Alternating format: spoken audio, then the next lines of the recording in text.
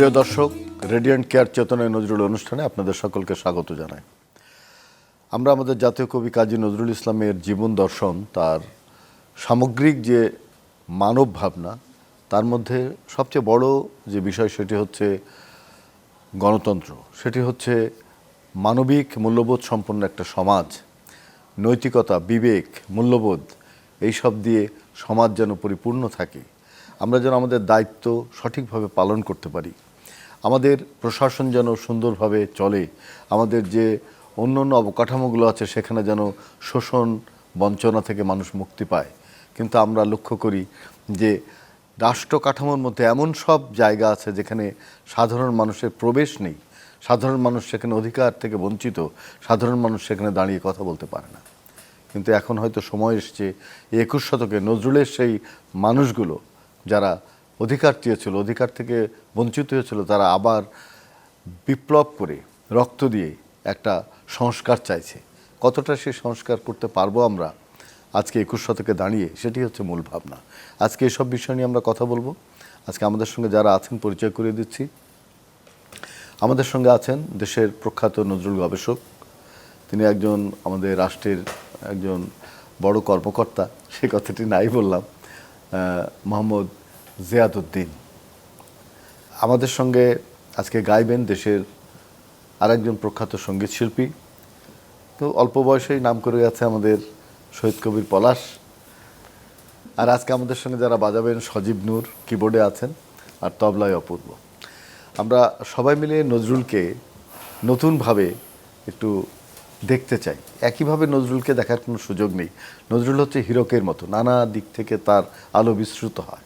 সেই বিস্তৃত আলো আমরা চাই যে আমাদের হৃদয়ে, আমাদের মননে আসুক এবং আমরা পবিত্র হয়ে আমরা সমৃদ্ধ হই। জিয়াদউদ্দিন অনেক দিন ধরে নজরুল নিয়ে কাজ করছেন। নজরুলের যে মানুষ, নজরুলের মানুষ কৃষক, শ্রমিক, মজুর, তাঁতি, কুলে, এমনকি মানে তিনি সমাজের যে সমস্ত নারীরা পিছিয়ে পড়া নারী, যারা মানে দেহজীবী, সেই সব নারীদেরকেও কিন্তু তিনি আশ্রয় দিয়েছেন তার কবিতায়।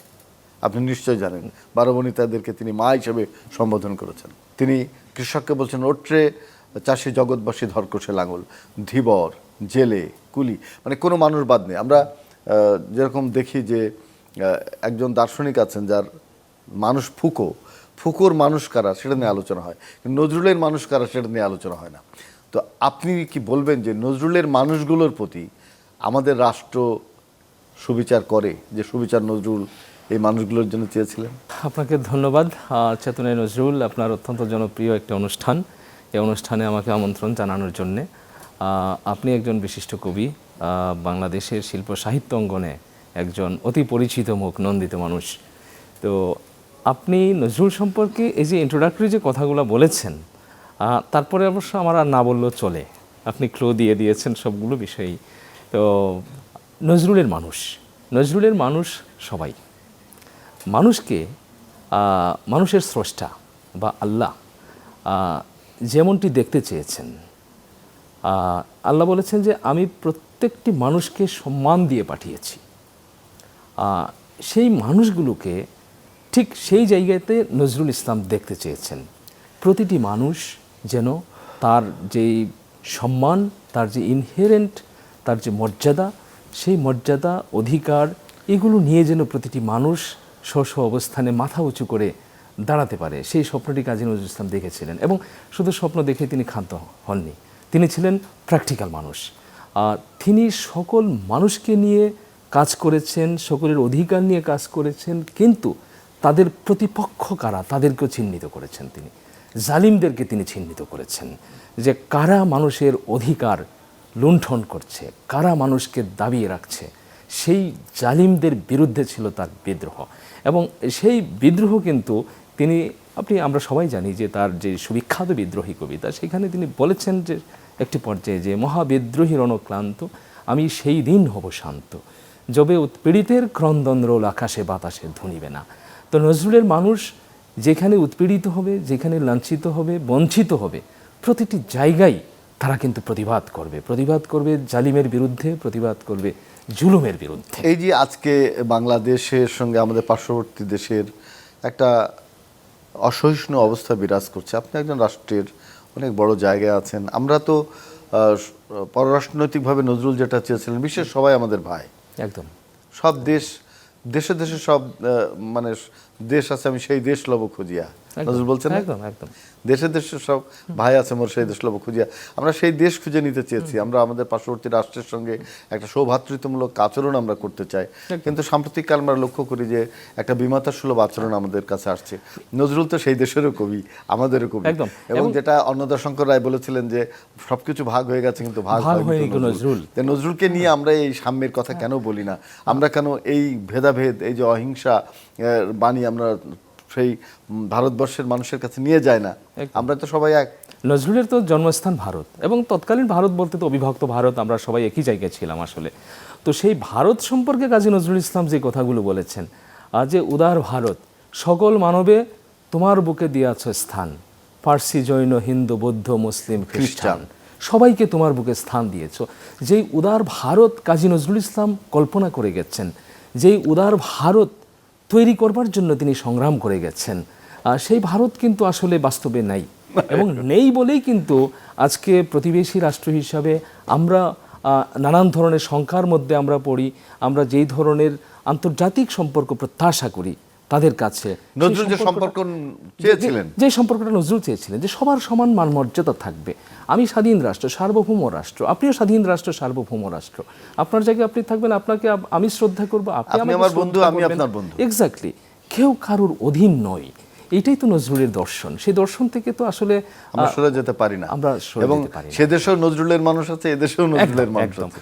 সে দেশেও নজরুলের মানুষরা লাঞ্ছিত, বঞ্চিত, অধিকার বঞ্চিত, এদেশেও অনেক ক্ষেত্রে। তার মানে কি, নজরুলের যে শুদ্ধ যে দর্শন, মানবতার যে দর্শন, নজরুলের মানবতার দর্শন শুধু মানে কি বলবো, যে কথার মধ্যে সীমিত নয়। নজরুলের মানবতার দর্শন হচ্ছে সেই মানুষগুলো হবে আপনার, তাদের বিরুদ্ধে কোনো জুলুম চলবে না, তাদের প্রত্যেকের অধিকার থাকবে, মর্যাদা থাকবে, সেই মানুষ নজরুল চিন্তা করে গেছে। আমি ফুকোর দর্শন পড়েছি। ফুকোর মানুষ কারা? চোর ডাকাত পর্যন্ত তাদেরকেও ফুকো আশ্রয় দিচ্ছে, একদম নজরুলও দিচ্ছে। নজরুল চোর ডাকাত কবিতা, কারণ খুঁজে বের করতে হবে এবং তার সমাধান করতে হবে। অনেক ধন্যবাদ। শহীদ কবির পলাশ, কোন গানটি শুনে? আমি গাইছি ঠুমরি আঙ্গিকের একটি বিখ্যাত গান, পরদেশি বধুয়া এলে কি এতদিনে।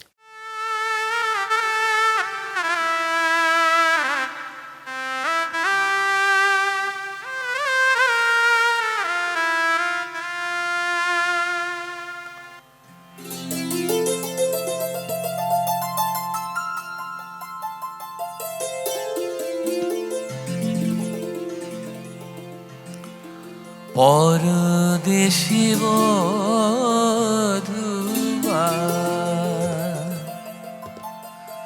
এলে কি এত দিনে, পরদেশি বধুয়া এলে কি এত দিনে, পরদেশি বধুয়া আসিলে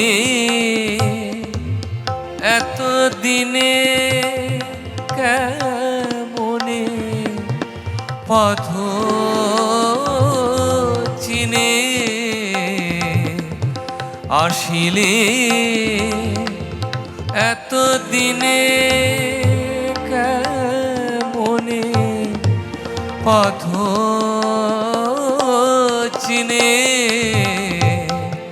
পরদেশি বধুয়া এলে কি এত দিনে, পরদেশি বধুয়া।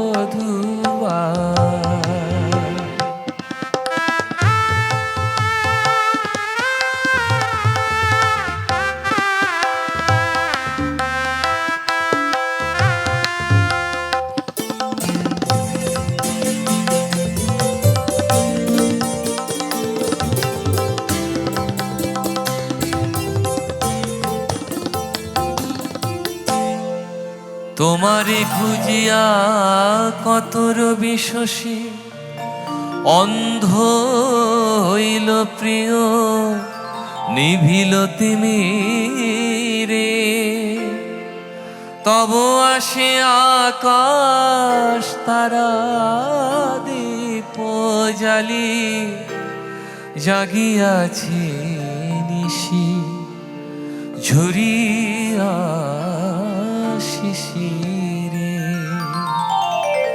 শুকায়েছে স্বর্গ, শুকায়েছে স্বর্গ, শুকায়েছে স্বর্গ, শুকায়েছে স্বর্গ।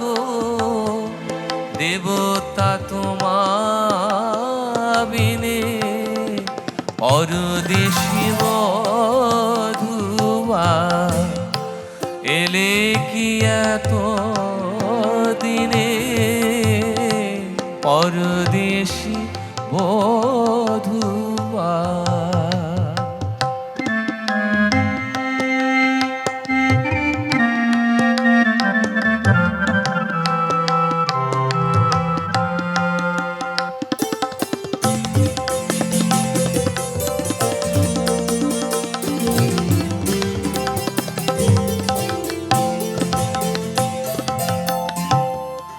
কত জনম ধরি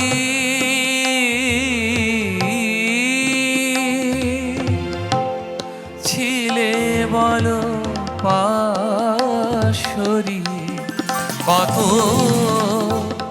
জনম ধরি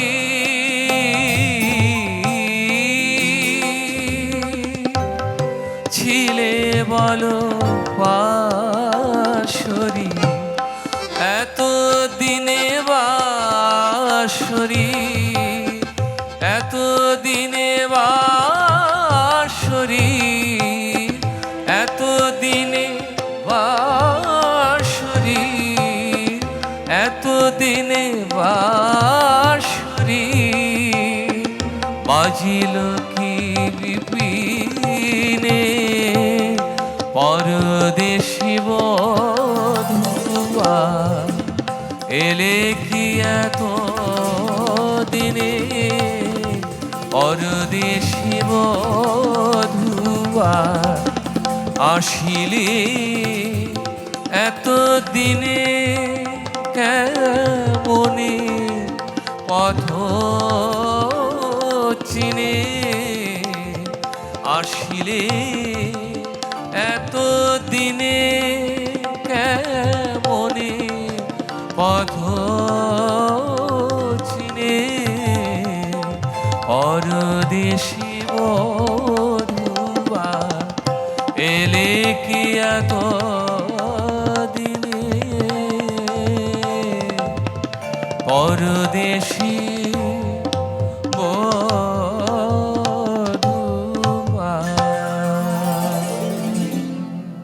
অসাধারণ। আসলে পলাশের গলা আজকে খুব ফর্মে আছে, খুব ভালো লাগলো। আমরা আপনার সঙ্গে আবারও একটা খুব গুরুত্বপূর্ণ বিষয় নিয়ে কথা বলবো। জিয়াদুদ্দিন, আমাদের নজরুলকে বুঝতে 100 বছরের বেশি সময় লেগে গেল, কিন্তু বোঝার শেষ নেই, নজরুলকে জানার শেষ নেই।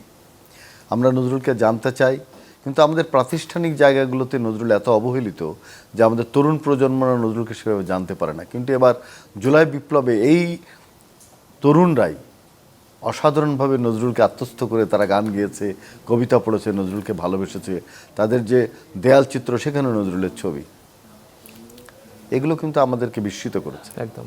যদিও বারবার প্রতিষ্ঠান অবহেলা করেছে নজরুলকে, কিন্তু মানুষ বুকে টেনে নিয়েছে নজরুলকে, কারণ নজরুলের মানুষরা নজরুলের সঙ্গে বিশ্বাসঘাতকতা করতে পারে না। একদম বলেন এই বিষয়ে। একদম ধন্যবাদ আপনাকে। আসলে নজরুল, যেই জাতির মধ্যে নজরুল আছেন সেই জাতি কিন্তু ঘুমিয়ে থাকতে পারে না।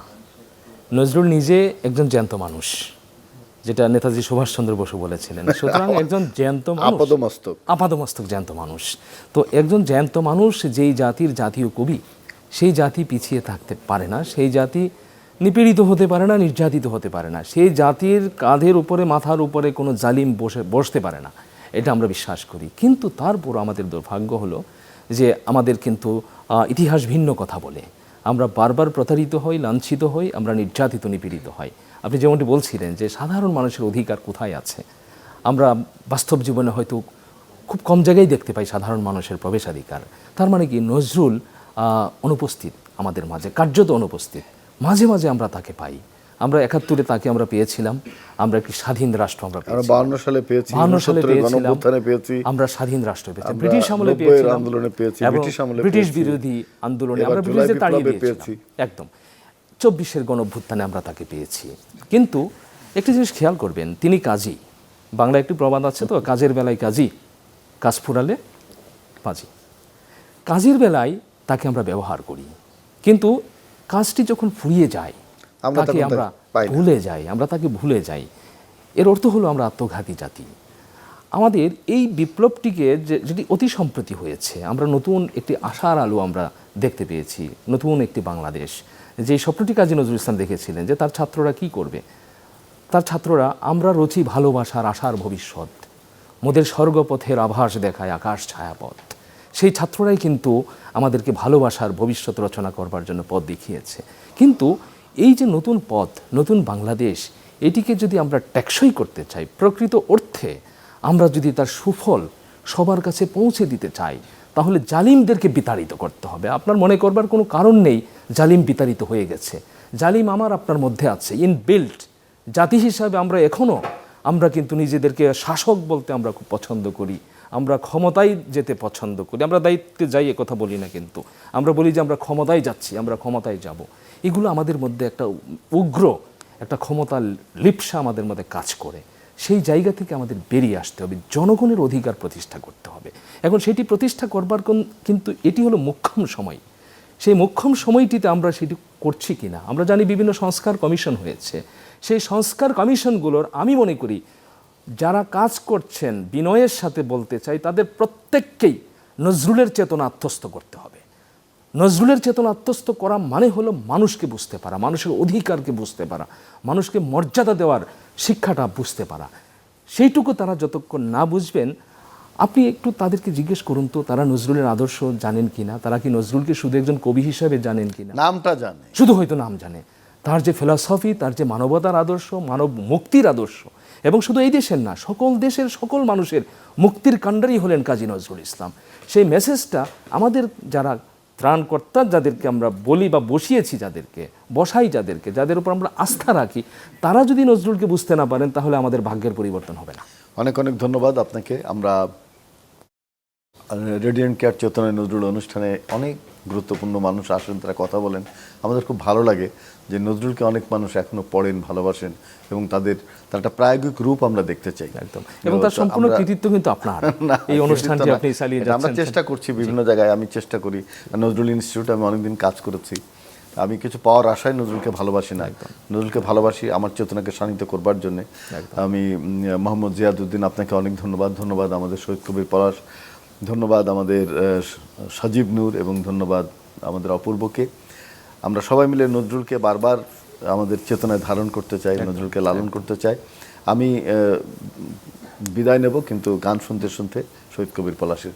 শুধু দর্শক, রেডিয়েন্ট কেয়ার চেতনা নজরুল অনুষ্ঠানে আমরা চিন্তা করছি এবার এই পর্যায়ে, এই অনুষ্ঠানে, যে নজরুলের মানুষগুলো কারা, তারা কিভাবে বেঁচে আছে, তারা কি চায়, নজরুল তাদের সঙ্গে কীভাবে একাত্ম হয়েছিলেন এবং তাদের কণ্ঠস্বর হিসাবে তিনি প্রতিনিধিত্ব করেছিলেন, সেই কথাগুলো কিন্তু আমরা বলবার চেষ্টা করেছি। আমাদের বলার মধ্যে অনেক সীমাবদ্ধতা আছে, কিন্তু নজরুলকে যে আমরা ভালোবাসি তার মধ্যে কোনো সীমাবদ্ধতা নেই, সেটা অসীম। আমরা আজকের এই আয়োজন এখানে শেষ করব শহীদ কবির পলাশের গান শুনতে শুনতে। পলাশ, কোন গানটি শুনবো? আমি এবার গাইছি ত্রাণ করো মওলা মদিনার, উম্মত তোমার গুনাহগার কাঁদে।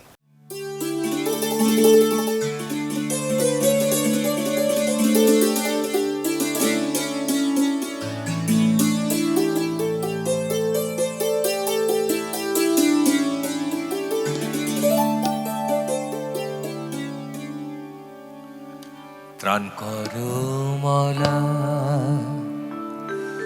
মদিনা,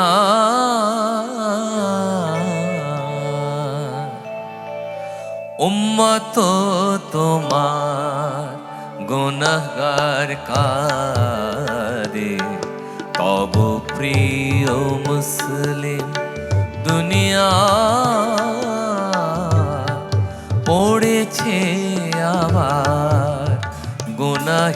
গুনাহের ভারে প্রাণ করো মওলা মদিনা।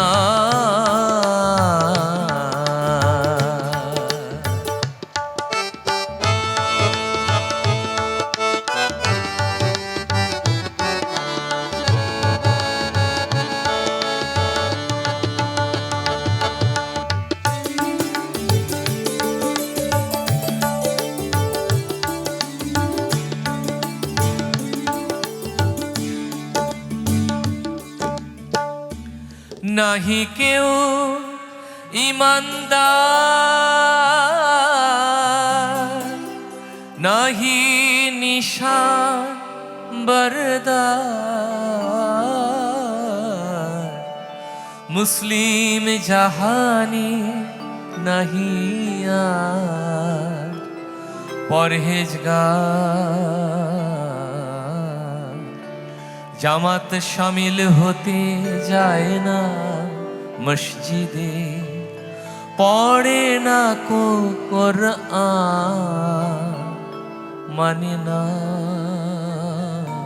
মুর্শিদে। ভুলিয়াছে কলমা শাহাদাত, পড়ে না নামাজ ঈদের ছাদে। প্রাণ করো মওলা মদিনা, উম্মত তোমার গুনাহগার কাঁদে। প্রাণ করো মওলা মদিনা।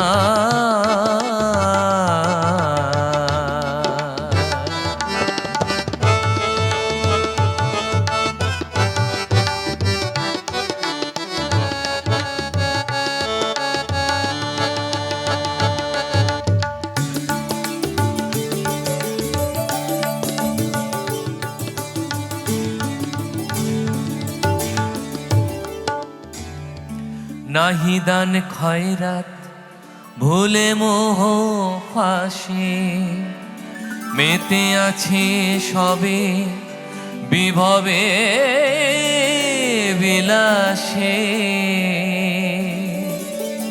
বসিয়াছে জালিম শাহী তখতে তব, মজলুমেরে ফরিয়াদ আর কাহে কব।